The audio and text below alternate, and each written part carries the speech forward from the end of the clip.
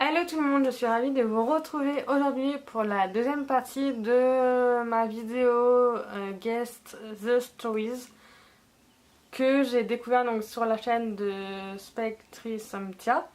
Donc je vous mettrai donc la vidéo et la chaîne en barre d'infos et dans le petit.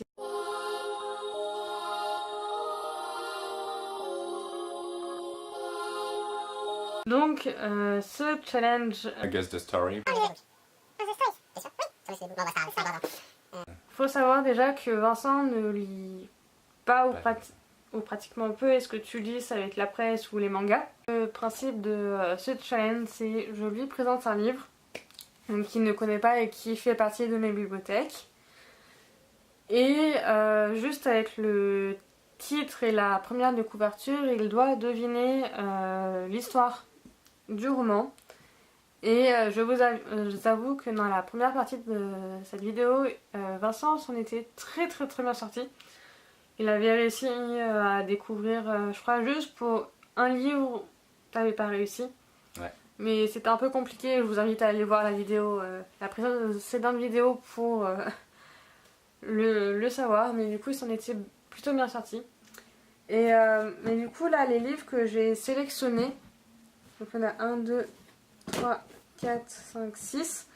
Sans faire exprès en fait, j'ai sélectionné des livres pour chacune des vidéos qui n'appartiennent pas du tout au même genre. La première partie de la vidéo c'était plus des livres dystopiques, tout ça, sauf un, celui où j'ai eu du mal à découvrir qui était un roman historique. Là c'est plus du contemporain, donc il y a un peu de jeunesse. Et il y a 3 livres jeunesse, un thriller, une autobiographie et un roman contemporain. Ça va, vous pourrez les lire, vous êtes encore jeune. Non mais voilà, non mais j'ai un public assez varié, hein. Puis, Ah un ouais peu tous les âges apparemment. Enfin il y a plus de jeunes, mais voilà, c'est un peu varié. Bah les vieux, désolé pour vous. Mais voilà, mais en tout cas j'espère que tu vas réussir, enfin que tu vas autant réussir que tout à l'heure. Voilà, donc on commence tout de suite par le plus gros roman que j'ai sélectionné. Et il s'agit de Âme jumelle, âme rebelle de Samantha Bailly, donc publié chez Rajo. Donc il s'agit de l'intégrale des 2 premiers tomes de la trilogie de Samantha Bailly. Voilà, donc il y a 2 tomes dedans, donc Âme jumelle d'un côté, âme rebelle de l'autre. Donc je te laisse regarder. Je dirais que ça parle de 2 meilleurs amis qui s'entendent très bien et qui ont beaucoup d'affinités ensemble et qui sont toutes les 2 rebelles dont le nom Âme rebelle, qui sont un petit peu comme des sœurs, voire même des jumelles, mais qui ne sont pas... Voilà, c'est... Voilà. Et donc qui vivent toutes les deux une espèce, pas d'aventure, mais entre autres, quoi. Voilà, et à qui il leur arrive un tas de choses, il leur arrive des malheurs comme des bonheurs, etc. etc. C'est plus ou moins ça, mais c'est plus complexe que ça. Donc en fait il s'agit de 2 amis qui se sont rencontrés sur un forum. Donc il y en a une qui habite à Angoulême et l'autre qui habite en Normandie si je me trompe pas. Enfin voilà, elle n'habite pas du tout dans le même coin. Et on va avoir Sonia qui écrit et Lou qui dessine. Et en gros, donc elles vont toutes les 2 être passionnées par l'une l'écriture et l'autre le dessin. Et donc à partir du moment où elles se rencontrent sur internet, donc il faut savoir, dans le premier tome elles sont en première, dans le deuxième tome en terminale et dans le troisième tome en études supérieures. Et en gros donc elles vont se rencontrer comme ça sur internet et assez rapidement elles vont bien s'entendre et elles vont beaucoup discuter entre elles. Et de là va naître des projets artistiques. Toutes les 2 elles vont commencer à s'associer, à se booster l'une et l'autre. Et grâce à cette amitié là elles vont énormément grandir, énormément apprendre sur elles-mêmes et sur le monde qui les entoure. Et puis elles vont créer un blog ensemble et une chaîne YouTube aussi. Elles vont faire des projets de manga ensemble. Et voilà, et du coup on va les suivre sur 3 ans assez charnières dans la vie de jeunes français. Les 2 années du bac et la première année post-bac. Ensuite, je présente à Vincent le livre d'Amélia. de Kimberly McCrae. Donc moi c'est le livre de poche, donc qui ressemble à ceci. Je te montre le roman. Je dirais qu'à première vue, il y a beaucoup de mystère dans cette illustration parce que d'une part la nana a des lunettes, de deux il y a ses cheveux qui cachent son visage, et de trois il y a marqué que c'est un thriller, ce qui donc signifie que c'est badam, un thriller. Et oui. Donc je suppose qu'il doit arriver beaucoup de choses extrêmement malsaines, voire horribles à cette femme, que cette femme doit sûrement même souffrir dans ce roman qui voilà, et mais qui malgré tout arrive, va réussir à s'en sortir. Alors est-ce que après ça va être un psychopathe, est-ce que ça va être un sociopathe? Ça je n'en sais rien, mais non, enfin. Un sociopathe, non, parce qu'un sociopathe ne tue pas forcément. Alors qu'un psychopathe, oui. Donc ce serait plus sur un psychopathe qui serait tombé concrètement. Mais voilà, c'est à peu près ce que j'aurais à dire. D'un côté, t'as raison quand tu dis qu'elle va souffrir, mais d'un autre côté, c'est pas tout à fait ça, étant donné que c'est un livre qui parle du harcèlement scolaire et qui parle du suicide, étant donné que la jeune fille qu'on voit en couverture, donc il s'agit d'Amelia, d'où le titre, qui est une jeune fille de 15 ans qui, au début de l'histoire, va se suicider. Voilà, c'est qu'elle va sauter du haut de l'immeuble de son école. Et donc en fait, on va suivre, l'histoire va se découper entre ce que vit la mère actuellement, qui va essayer de découvrir pourquoi sa fille de 15 ans s'est suicidée. Et d'un autre côté, on va suivre Amelia, mais dans le passé, et du coup, en fait, on va avoir une alternance des points de vue en fonction de ce que va découvrir la mère. Donc on va suivre donc la mère qui s'appelle Kate, qui donc a élevé Amelia toute seule toute sa vie, et elles sont extrêmement proches. Et du coup, c'est vrai que au début de l'histoire, quand on annonce à Kate que sa fille s'est suicidée, elle va pas comprendre. Elle va recevoir un message anonyme qui lui dit que sa fille n'a pas sauté. Et du coup, de là, elle va se démener pour savoir la vérité. Et du coup, voilà, c'est qu'on va découvrir des choses atroces. C'est drôle parce que ça me rappelle un téléfilm américain que j'avais vu comme ça, bon, sauf que la fille s'était vraiment suicidée pour le coup et qu'elle avait 19 ans. Mais pareil, elle avait été. Je sais plus du tout parce que je m'en rappelle plus du nom. Mais ouais, où en fait on retrouve la fille pendue dès le début comme ça dans sa chambre quand sa mère revient. Et après, pareil, sa mère essaie de comprendre pourquoi est-ce que sa fille s'est suicidée, mais non, elle recherche. Et on apprend qu'en fait c'est sa pote, c'est sa meilleure amie de la fille qui est un petit peu en cause aussi et qui a fait des conneries, tout ça, machin.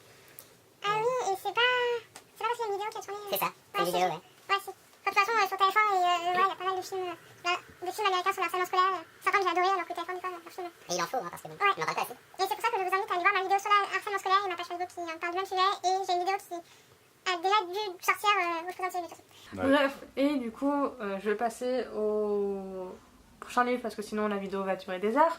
Effectivement. Et je vais présenter ce livre-là qui a eu énormément de succès depuis qu'il est sorti. Donc il s'agit de Rien ne s'oppose à la vie de Delphine de Vigan. Donc je l'ai dans l'édition du livre de poche. Voilà, donc qui est un livre coup de cœur pour ma part et c'est un livre que j'adore. C'est une autrice que j'adore en plus, que j'ai pu rencontrer au mois de janvier en plus, voilà.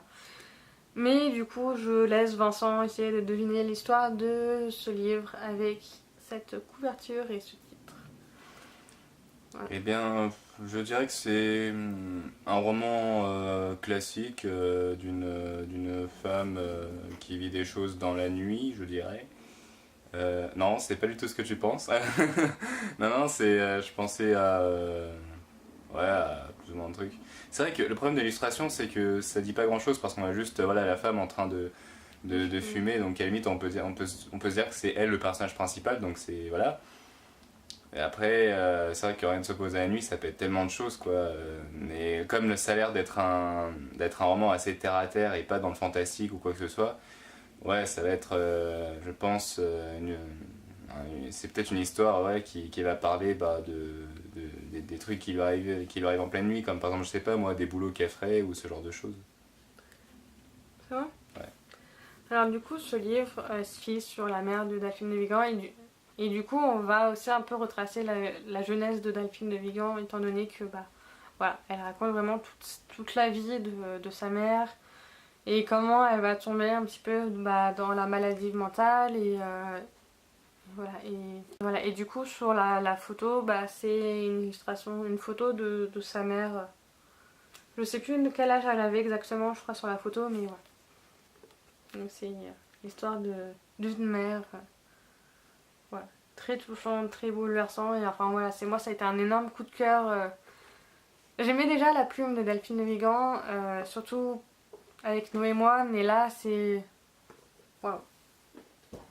Voilà. Maintenant, on va passer à un autre roman.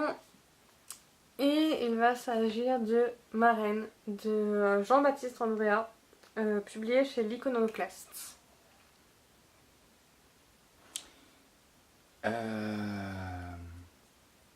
Donc a priori ça se passe dans le désert. Non, non pas dans le désert, non, parce que bon ça peut être...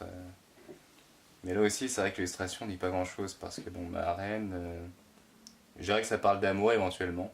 Je dirais que ça peut être de la romance parce que Marraine c'est pas forcément tout de suite la royauté, hein, c'est des fois... Hein. Donc je pense que c'est l'histoire d'un homme qui va peut-être raconter l'histoire. L'histoire d'un homme qui va raconter l'histoire, oui, effectivement.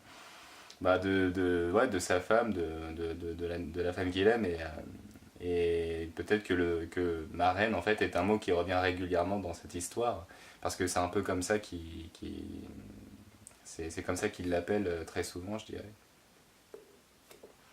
Ok, alors... il y a sur certains points, comme à chaque fois, il y a sur certains points, t'as raison, mais...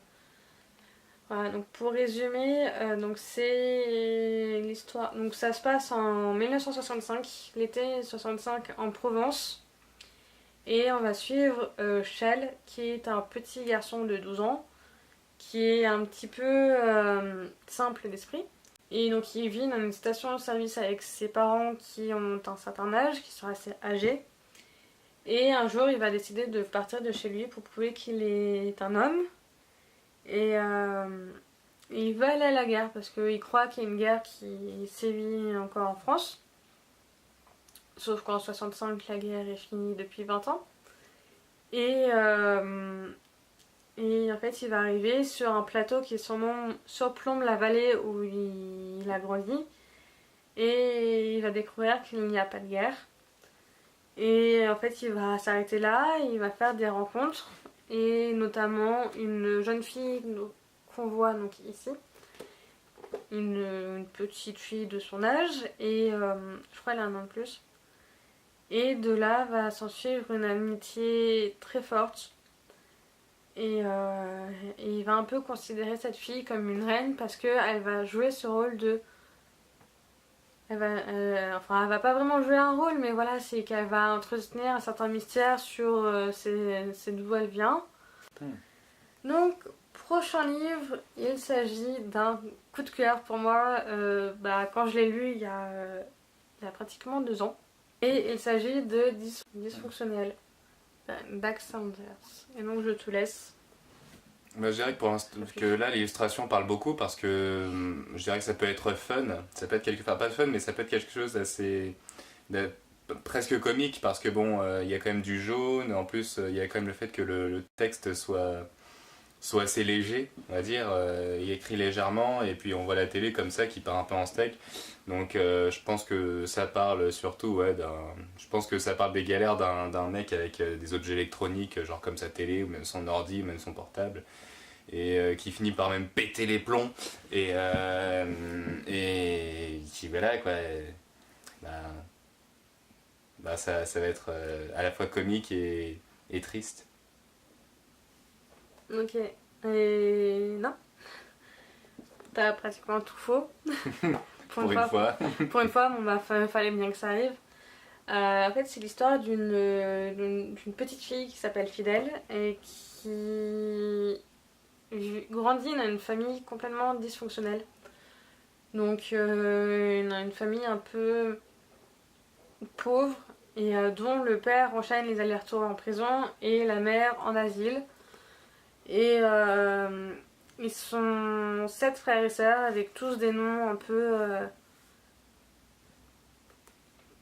barrées. Donc il y en a une qui s'appelle... elle a une sœur qui s'appelle Dalida, un frère qui s'appelle Jésus. Voilà, avec des noms un peu comme ça. Et du coup, elle va grandir dans cette famille un peu tarée, un peu dysfonctionnelle complètement. Et elle va vivre là-dedans, mais à côté de ça, ils vont quand même avoir une vie assez heureuse. Enfin, ils vont tout faire pour être heureux. Voilà, après, à côté de ça, le père tient aussi un bar où du coup, ils font beaucoup la fête avec avec les habitués. Et du coup, pour finir, je vais te présenter un autre livre assez difficile. Je te laisse. Il s'agit donc de Perdu et retrouvé de Kat Clark, donc chez Robert Laffont dans la collection R. Voilà, avec la superbe couverture jaune et grise. Alors je dirais que déjà ça pourrait, enfin le truc jaune qu'on voit, ça pourrait être, je me rappelle jamais du nom, mais les trucs là qu'on voit quand il s'est passé un crime et que tu sais, t'as les banderoles. Les banderoles, ouais. Pour éviter que les gens viennent déroger la scène de crime. Et donc je dirais que ça peut parler éventuellement, comme il y a marqué perdu et retrouvé, ça peut parler, je dirais, d'un enfant par exemple qui se serait perdu, voire même peut-être qui se serait fait kidnapper en fait, je sais pas, mais ouais, je dirais que ce serait plutôt ça. Je dirais que comme ça a l'air d'être assez dur, vu le contexte, je dirais que c'est ça. Je dirais que c'est un gosse qui a dû se faire kidnapper et qui un jour a fini par être retrouvé en fait. Voilà quoi, d'où le nom perdu et retrouvé. Mais qu'en gros, kidnappé peut-être pour de l'argent, voilà, un mec qui demandait une rançon, ou alors peut-être qu'il a été kidnappé tout simplement par un père, ou alors enfin pas un père, mais une femme ou un homme qui cherchait tout simplement à avoir un enfant, quoi, et qui pouvait pas. Ou ce genre de choses. C'est plus ou moins ça, pour la plupart des choses. Donc effectivement, ça parle d'une gamine qui s'est fait enlever à 4 ans, je crois, ou 6 ans, je sais plus trop, et qui revient une quinzaine d'années plus tard. Je me souviens plus des dates exactes, mais voilà, elle va revenir. Elle s'est fait enlever donc enfant et elle va revenir des années plus tard, voilà, alors qu'elle arrive sur la vingtaine.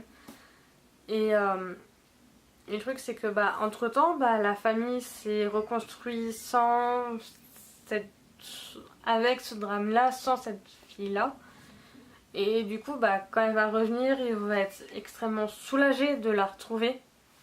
Mais en même temps, en apprenant tout ce qu'elle a vécu, il va être encore plus dévasté. Et du coup, on va suivre l'histoire du point de vue de la petite sœur, du coup, qui a dû... qui vit avec ça depuis toujours et qui... Voilà, qui a toujours vécu en tant qu'enfant unique avec une grande sœur quasi morte pour la famille, parce que du coup, ils savaient pas où est-ce qu'ils étaient.